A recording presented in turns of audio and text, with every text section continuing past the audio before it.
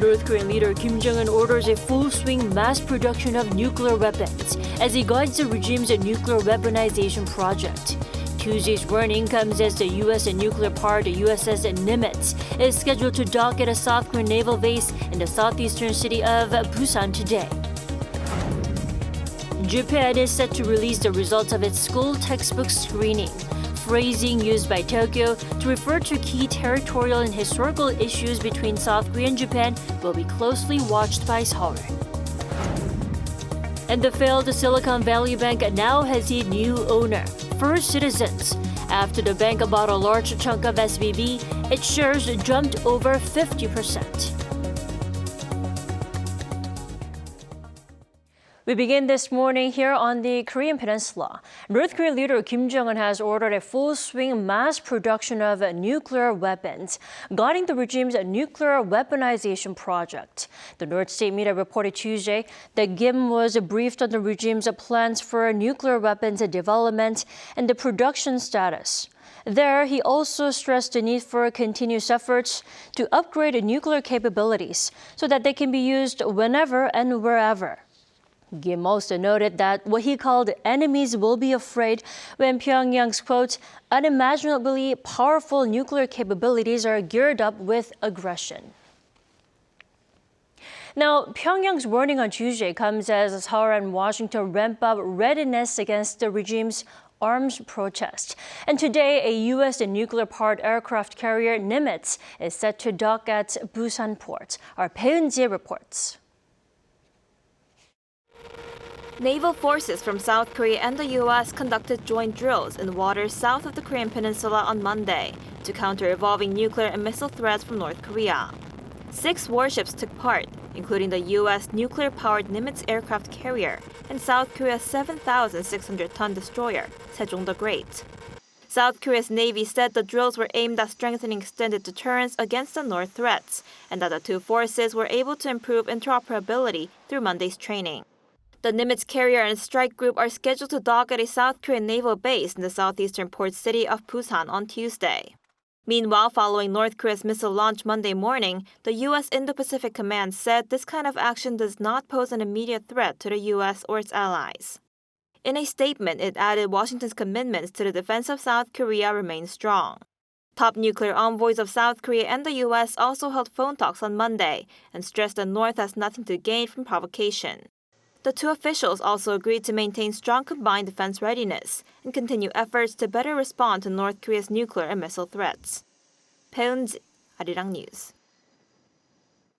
President Yoon has called for the revival of trilateral summits with his Japanese and Chinese counterparts as he addressed South Korea's diplomatic community on Monday.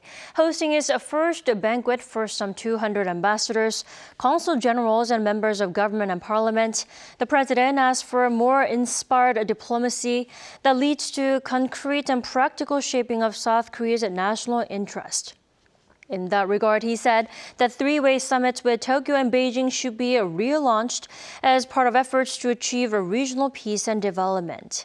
Yoon also said he called for the expansion of Seoul's official development assistance to promote the training of human capital, technological partnerships, and joint entry into overseas markets. Today, the Japanese government is set to release the results of its annual school textbook screening. Close attention will be paid to the phrasing of key territorial and historical issues between Seoul and Tokyo as the two nations seek to mend ties. In particular, Seoul will be closely monitoring the Japanese government's assessment of any referencing of so-called comfort women or Korean women forced into sexual slavery by Imperial Japan, as well as Tokyo's false territorial claims over South Korea's easternmost island of Dokdo. Since 2012, under the conservative Abe administration, Japan has been pushing to remove the phrase forced in its wartime mobilization of Korean laborers, while strengthening its territorial claims to Dokdo.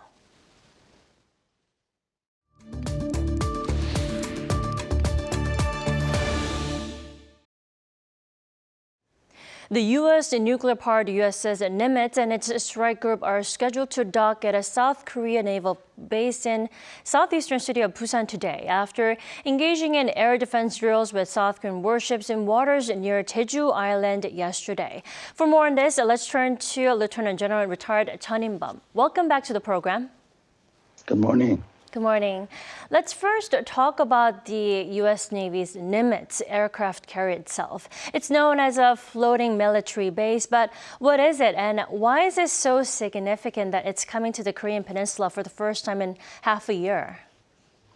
Well, the U.S. Carrier Strike Group is not just the carrier itself, but it comes with escorts and in most times with submarines, so it's a considerable force. Everybody knows that it has about 100 aircraft, which is equivalent to the number of aircraft that is stationed in Korea, so it is a significant force there. But the real power of a U.S. strike group is the people and the experience. So the Americans have been operating carriers for about 100 years. So they have 100 years of experience. And the 6,000 sailors on board a U.S. aircraft carrier are experienced and professionals. No country in the world has this kind of experience and capable people. So it is a very significant power. The Nimitz comes back to Korea in about a decade. It comes at the 70th anniversary of the alliance, and I think that it provides the Korean people a strong message about the commitment that the United States has to the Korean people. Right. The appearance itself on the Korean Peninsula is quite powerful. And in the meantime, North Korea continues to go ahead with the military provocations in a clear show of protest against ongoing joint drills between Seoul and Washington. Why is it, and why is it that North Korea is reacting so sensitively recently? Kim Jong-un needs to justify his efforts to develop nuclear weapons and a hostile missile program. And he needs to do this because he knows that his regime is illegitimate and that his legacy comes with a long line of human rights violations.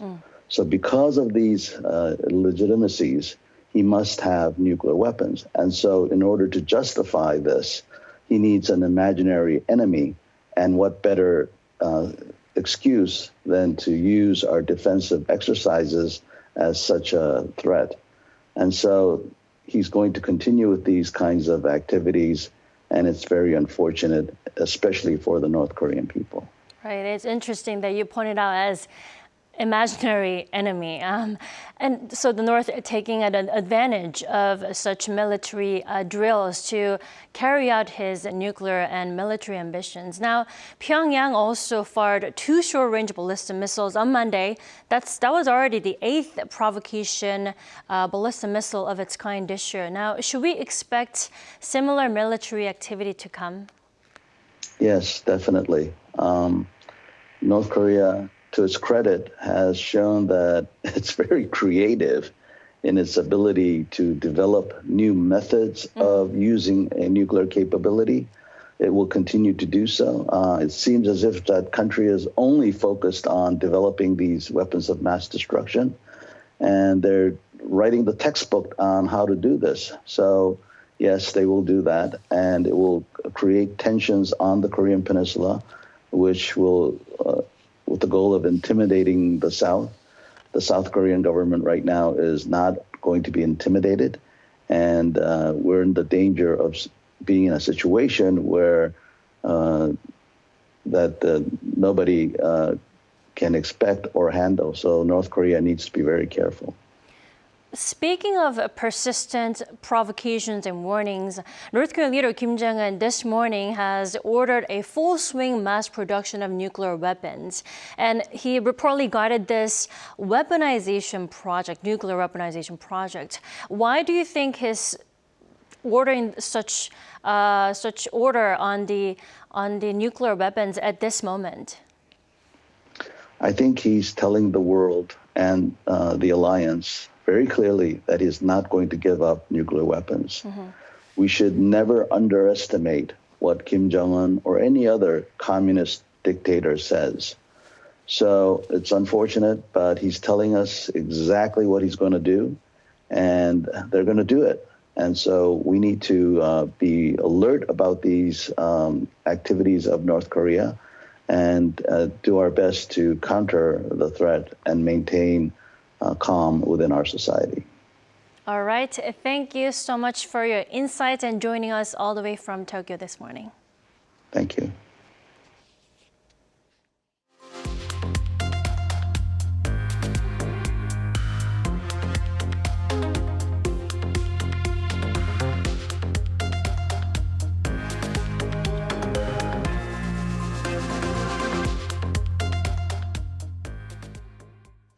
More than 2 weeks after its dramatic collapse, the failed Silicon Valley Bank now has a new owner, First Citizens.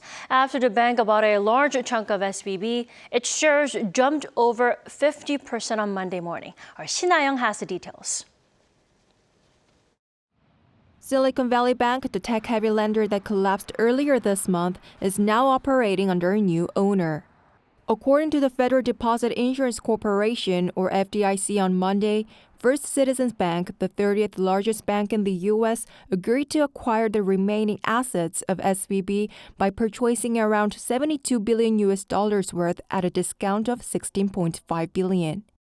The deal came 17 days after the dramatic collapse of SVB and 40 years since it was first established. The 16th largest bank in the U.S. provided 44% of the U.S. venture-backed technology and healthcare firms. It helped many startups, including Airbnb and Uber, go public. However, it failed to manage risks under the Fed's aggressive rate hikes. Meanwhile, markets, which have been in turmoil following bank failures, immediately responded with rising stock prices. On Monday, the Dow Jones Industrial Average gained 194.55 points, or 0.6%, while the S&P 500 climbed 0.16%. The same day, the stock price of First Citizens Bank surged more than 50%. First Republic Bank, which saw a decline in its stock price of more than 60% after SVB collapsed, also jumped about 11%. However, there are still rising concerns as the startup ecosystem has lost a crucial partner. Pundits also worry that the recent bank failures could lead to a wider banking crisis, as well as spread to other sectors like private and public entities, as well as the real estate market.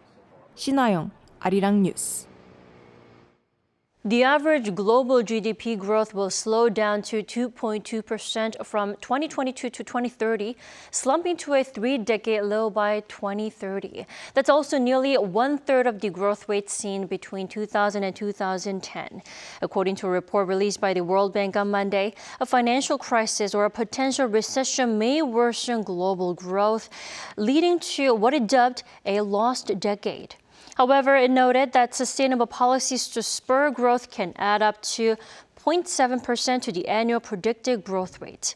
Monday's report also suggests a renewed focus on inflation targeting by countries while cutting debt, stabilizing the financial sector, and a return to fiscal prudence.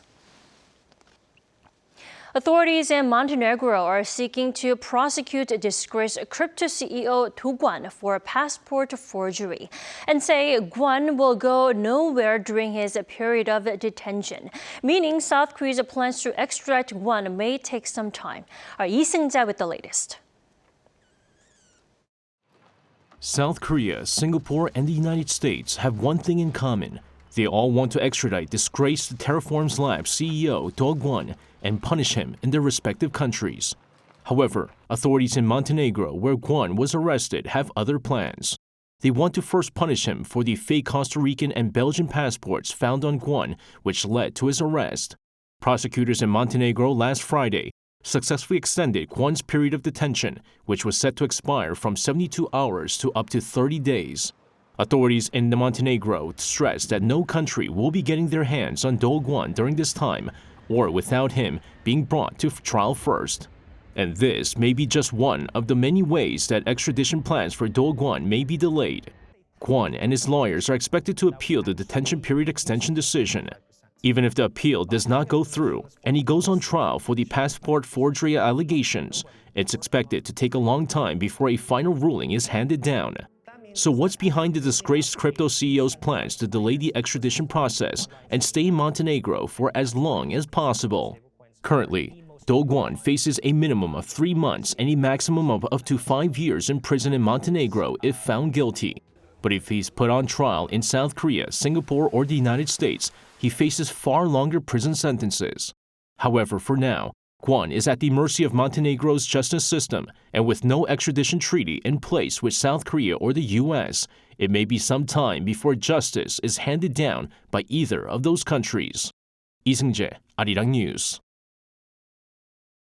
Moving on to science and technology. The ChatGPT phenomenon continues following the release of the new improved GPT-4 2 weeks ago. But what about the side effects? Our Kim Jong-sil talked with experts in the field. 2 weeks ago, California startup OpenAI released the latest version of its AI chatbot, GPT-4, to the public. ChatGPT created quite a stir when it first launched in November last year, as it wrote drama scripts and poems and even managed to pass the bar exam. And GPT-4 is even better. It can process 8 times more words at once than its predecessor and vastly improved its bar exam score. As GPT-4 continued to make headlines, an issue emerged: the problem of hacking. GPT-4 can competently highlight a weakness in a program if asked the right questions, meaning hackers could use those flaws to get into whichever system they're targeting. But experts say it's not a surprise. This kind of problem has been existent for many, many years. For example, let's think about spams, email spams. Spammers come up with new techniques to bypass spam filters, right, every day. And spam filters catch up with these new techniques every day. So it's like arms race, right? Defenders also can use these AI models to improve their defending technique, I think.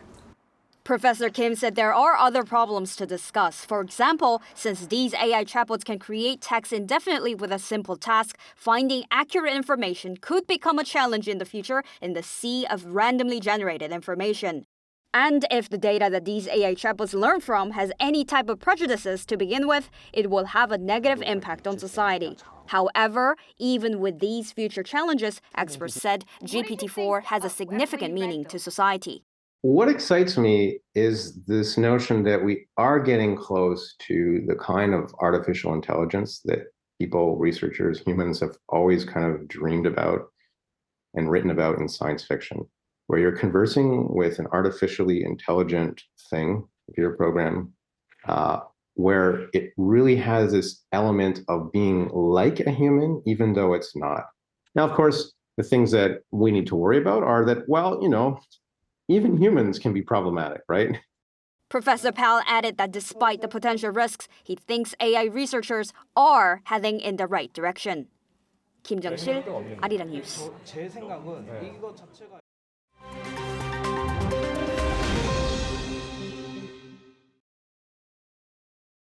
For a look at the news from around the world, we now turn to our Matthew Ashley joining us here in the studio. Good morning, Matthew.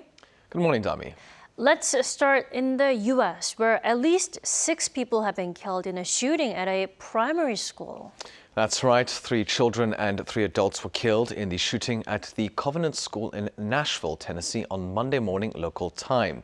Now, all 3 children were 9 years old, and the adult victims were in their early 60s.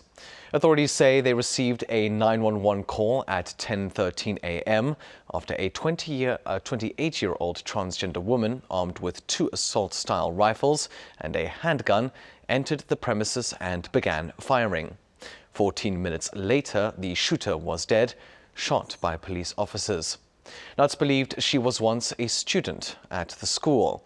While the motive is still under investigation, police have found a manifesto and a detailed map of the school in a car parked nearby. Following the tragedy, U.S. President Joe Biden asked Congress to pass an assault weapons ban, adding that cases of gun violence are ripping communities apart. Now turning over to the war in Ukraine, as the war-torn country has received its first delivery of armored vehicles from the West. Now confirmed on Monday, the deliveries include 18 Leopard 2 battle tanks and 40 Marders from Germany. This as well as 14 of the UK's Challenger 2 tanks.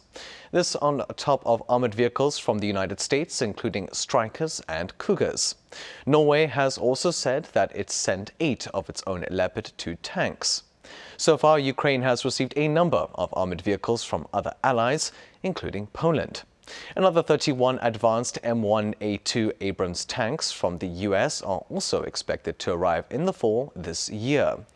The deliveries come as some Western allies have promised other support for Ukraine, which includes fighter jets and more artillery shells. Meanwhile, in Israel, Prime Minister Benjamin Netanyahu has announced plans to delay a controversial overhaul of the country's judiciary system that would limit the power of the courts. The announcement on Monday local time followed intense protests and strike action by Israel's biggest trade union, which saw services at banks and hospitals halted. Speaking in a televised address, the PM said that he is listening to the people and that he will delay the parliamentary vote that's needed to pass the reform to allow time for real debate. Still, the PM insists that the overhaul is necessary. The judicial reform would allow the government to appoint judges and overrule Supreme Court decisions with a simple majority in Parliament. And finally, FC Barcelona's Camp Nou football stadium was packed with over 90,000 people to watch the final of the Kings League. Created by former FC Barcelona player Gerard Piqué and Twitch streamer Ibai Llanos, the seven-a-side competition saw the league's final 4 teams face off for the title on Sunday local time. Matches in this unique take on football are played over 2 20-minute-long halves, with unlimited substitutes. Teams are also given secret cards that can be used to alter the match, such as sending off another player or instigating a pitch-wide 1v1 play. Meant to draw in a young audience, the Kings League features 12 teams that are captained by former professional football players or famous streamers. This year saw El Barrio win the title after beating Anicaladores 3-0.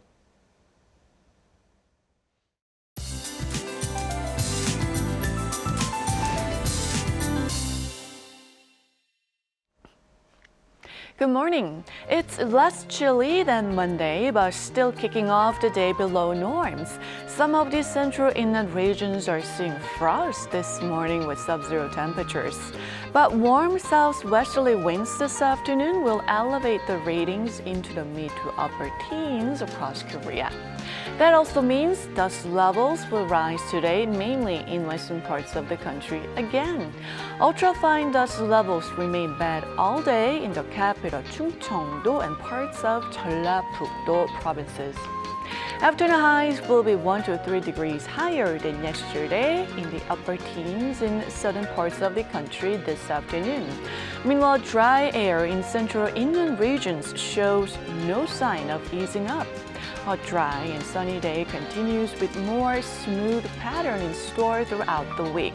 So in other words, we are expecting a season of beautiful blooming with a gradual rise in temperatures this week, with a high of 24 degrees Celsius here in the capital by Saturday, feeling more like the end of May, and hopefully the air quality is not too bad by then. That's Korea for you, and here's a look at the international weather conditions.